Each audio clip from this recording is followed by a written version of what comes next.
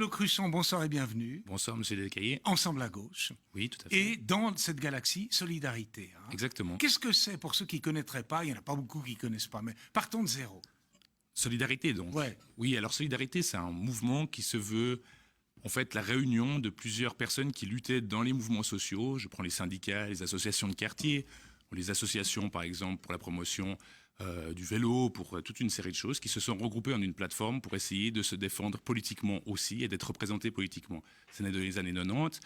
Et Ensemble à gauche est une coalition politique qui réunit plusieurs partis. On a vu Madame Écuyer du Parti du Travail, Solidarité et d'autres. Alors, en effet, et cette galaxie Ensemble à gauche espère retrouver, disons, au moins un, pourquoi pas deux, on verra, siège, mais disons un déjà, qui avait été occupé, j'ai donné le nom de M. Grobet à l'époque où il était à Berne, M. Spielmann, M. Van Eyck, j'en oublie. Hein. Et puis bon, là, depuis quelques années, il n'y en a plus. Est-ce que vous commencez à y croire, à sentir cette reconquête possible, au fond?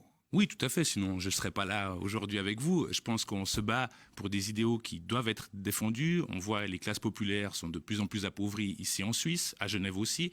Il y a de plus en plus de pauvres, il y a de plus en plus de gens qui ont de la peine à nouer les deux bouts, qui ont des assurances maladie qui sont extrêmement chères, qui ont des loyers extrêmement chers.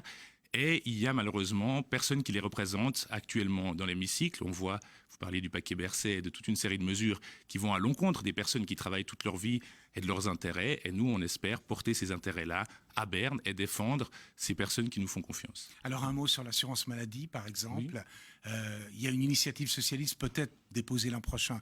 C'est de la musique d'avenir, mais enfin, il y a un effet d'annonce. Hein. Dans la presse dominicale, matin, dimanche, 10% du revenu, ce serait le plafonnement des primes pour tout le monde. Évidemment, il y a des gens qui paient beaucoup plus, mais il y en a qui sont en deçà. Vous entrez en matière, au fond, sur cette initiative? Moi, j'entre en matière sur tout projet qui permet aux personnes les plus démunies de pouvoir se payer l'assurance maladie. Et ça irait dans ce sens? Alors ça va dans ce sens avec un certain nombre de limites, puisque je pense que ce qui est vraiment en cause actuellement, c'est le système même de l'assurance maladie, ces systèmes gérés par des caisses privées qui sont en fonction de la tête. Je pense qu'il faut avoir des primes en fonction du revenu, qu'il faut une caisse unique qui permet de gérer mieux les risques et les coûts aussi, et ça va baisser les coûts, et je vais me battre dans ce sens-là. Mais moi, je suis d'accord à titre personnel, mais on a sollicité le peuple et les cantons, hein, il y avait des initiatives, deux initiatives, caisse publique, caisse unique, et puis les primes en fonction du revenu. On a voté, mais il y a une espèce de mur. Les Suisses, c'est des Suisses, sur ce sujet, pour des raisons complexes, disent non. Oui, là, le peuple n'est pas celui que vous rêvez, au fond, monsieur. Non, je crois pas. Je crois que c'est le jeu de la démocratie. Vrai peuple. Le jeu de la démocratie, c'est aussi de faire passer ses idées. Ça demande du temps et ça demande de l'énergie sur le long terme et de revenir. Ouais.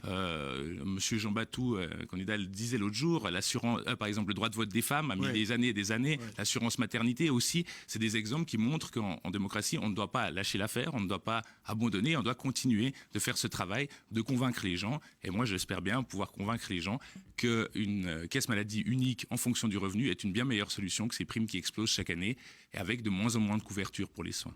Alors ça, c'est des sujets qui vous sont, je dirais, consubstantiels. Hein. Mais il y en a un où on vous attend moins, j'ai déjà abordé avec quelques-uns de vos prédécesseurs, c'est la défense nationale. Mais c'est à dessein que je vous le pose, parce qu'au fond, il n'y a aucune raison que la défense appartienne thématiquement à la droite, elle appartient à l'ensemble de la nation, hein, qu'on soit de gauche, de droite, peu importe. Est-ce qu'il faut une défense, et puis laquelle, et puis quel est le danger, quel est l'ennemi, au fond là? Alors, je pense que danger et ennemi actuellement, il n'y a pas au sens d'une armée conventionnelle. Il n'y a pas des panzers qui vont défiler. Il n'y a pas de pays qui vont nous attaquer dès demain, envahir nos frontières et voilà. Donc moi, je pense que l'armée actuellement, dans sa forme, elle est inutile et qu'il faut abandonner cette forme-là. Il faut un service d'intervention sanitaire, humanitaire, et je pense que c'est ça la forme que doit prendre l'armée pour pouvoir intervenir dans les cas de crise humanitaire, c'est ça le danger, de catastrophes naturelles, dans le cas aussi de crise sanitaire qui pourrait intervenir, je prends par exemple des épidémies ou des choses comme ça, et cette force citoyenne, entre guillemets, qui doit protéger la nation, comme vous dites, elle doit avoir ces missions-là et protéger la santé des gens et pas, je dirais, conduire des chars d'assaut et tirer au fusil à blanc pour 5 milliards par année. Oui, 5 milliards. Ouais. Voilà. Monsieur Cruchon, le quiz, hein, vous êtes un homme de la gauche. Oui. Alors bon, je ne sais pas si ça a à voir, mais je me suis dit, bon, en 68, vous vous souvenez, les Russes, enfin officiellement le pacte de Varsovie, et c'est les Soviétiques qui sont entrés à Prague. Hein. Oui, à Prague, oui. Et puis, comment s'appelait le premier ministre tchécoslovaque de l'époque, qui était un réformiste, hein? Ceausescu, non? Non, ça c'était un Roumain. Ah, roumain, pardon. Non, et c'était un réformiste slovaque. Non, alors je sais pas. Alors, Il s'appelait Dubček. Dubček. Et puis Ceausescu, le Oui, comte roumain, ducateur roumain, il est tombé en quelle année à peu près? À peu près. Ouais. 81 Ouais, 89. 89. On va quand même pas Ouais, pinailler pour 8 ans. Hein. Si, vous pourriez me reprendre. En plus, j'ai fait des études d'histoire, donc c'est vraiment pas doué. Mais... En tout cas, merci infiniment. Merci à vous. Je sais que vous êtes un homme actif de terrain. Hein. Oui, un peu, oui, quand même. Bonne campagne. Merci, c'est gentil. Monsieur Cruchon, merci. Au revoir.